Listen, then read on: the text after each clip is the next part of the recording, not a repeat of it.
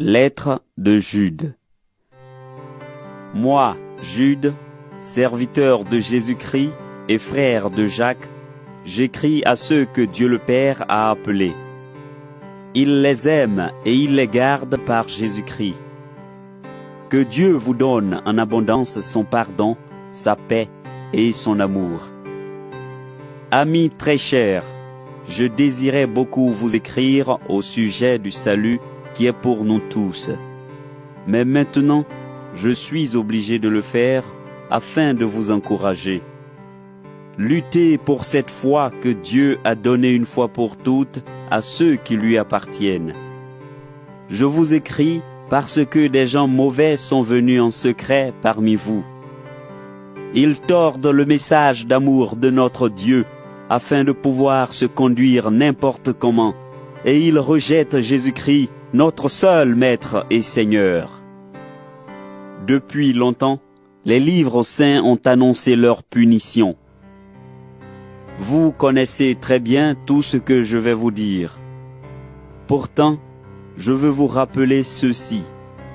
Le Seigneur a sauvé son peuple de l'Égypte. Ensuite, il a fait mourir ceux qui n'ont pas voulu croire. Rappelez-vous l'histoire de certains anges. Ils n'ont pas gardé le pouvoir qu'ils avaient, mais ils ont quitté l'endroit où ils étaient. Alors Dieu les garde pour toujours en prison, dans la nuit, en attendant le grand jour du jugement. Rappelez-vous l'histoire de Sodome, de Gomorrhe et des villes voisines. Elles ont fait le mal de la même façon.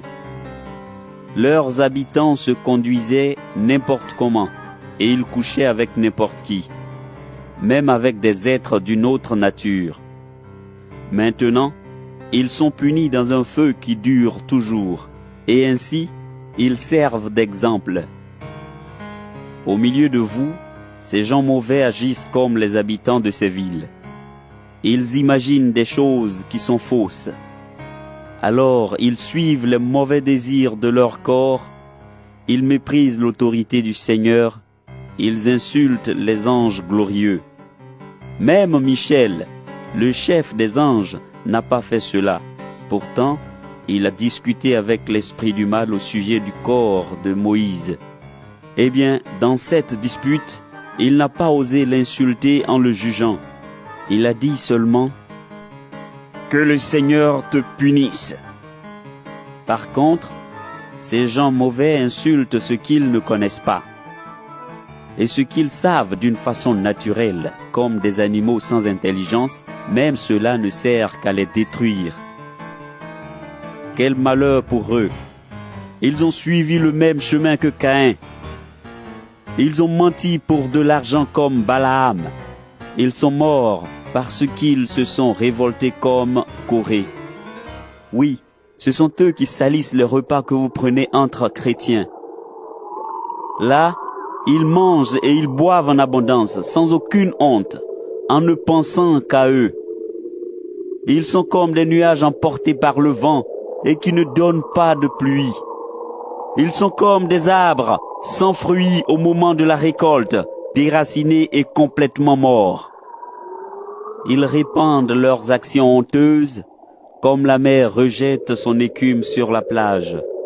Ils sont comme des étoiles qui ne savent plus où aller, et Dieu leur a gardé pour toujours une place dans la nuit la plus noire. Enoch, le 7e de nos ancêtres après Adam, a d'avance parlé de ces gens-là en disant « Voici, le Seigneur vient avec des millions d'anges pour juger le monde entier. Il va condamner tous les gens mauvais pour toutes les actions mauvaises qu'ils ont faites contre lui.